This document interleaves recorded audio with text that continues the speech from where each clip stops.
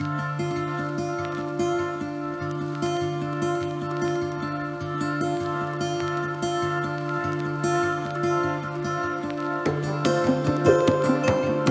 have children, and of course they will say, "What did you do to us?"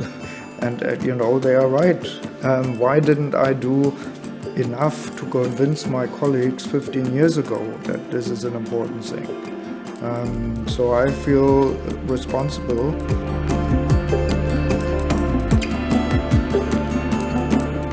On the one hand, that makes me sad. On the other hand, it makes me, I have to. It's humankind, but it's also my kids.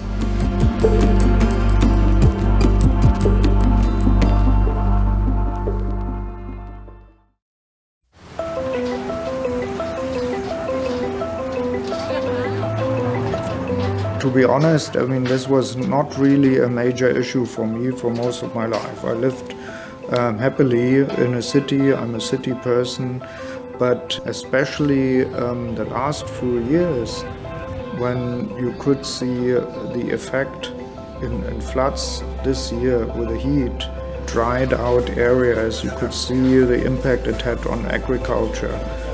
Things can change much faster than we thought.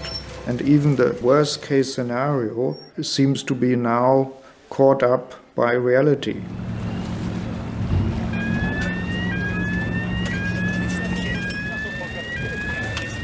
The decisions we take today will define what the future brings, and you can't just deal with this climate issue in business as usual. We are in a state of emergency. I think there are certain things which can be done within a remit of our current capitalist society. Honestly, I'm not sure that it will be enough.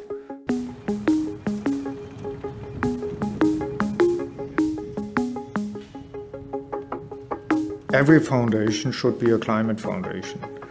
And I mean that in a sense that we are not all ditching what we are doing and now become all climate foundations. I think we all have to realize that climate is the most important issue of our times. It's a question of survival of humanity.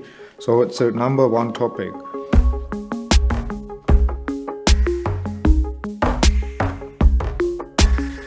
The foundation hasn't as such said we are a climate foundation until last year, because we are the European Cultural Foundation, we work on education, culture, we want to promote the European sense of belonging. That is our mission.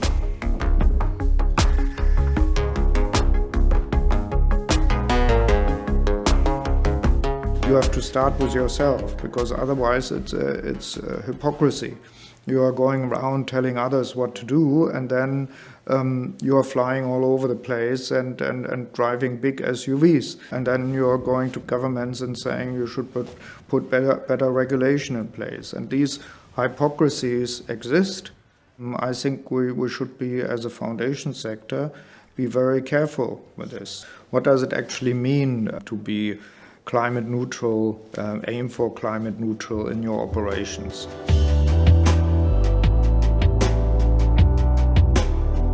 One of our projects is called the Europe Challenge. The idea of the Europe Challenge is to ask citizens in libraries all across Europe to identify what they think are the biggest challenges in Europe, and then develop solutions to these challenges, and then make them available across the Europe Challenge network.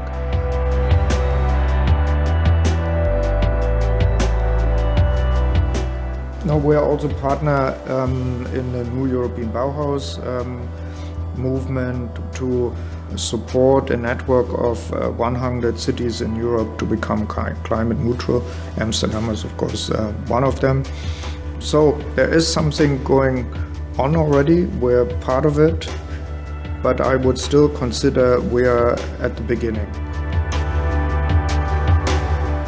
Having spent the time to make the case, the scientific case, We now also have to make the emotional case, the case that this is a cultural shift.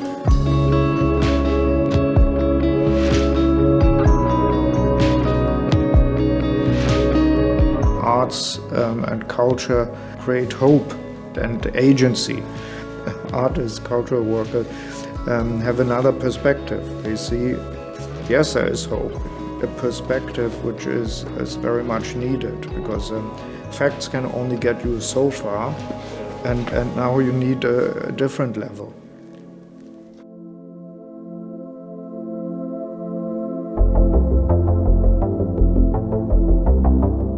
So I think we have a much better chance to weather the crisis in a good way if we stick together, if we create a sense of community, maybe also a movement. I mean, a real climate movement. For me, that is a big challenge, but it's also a big hope.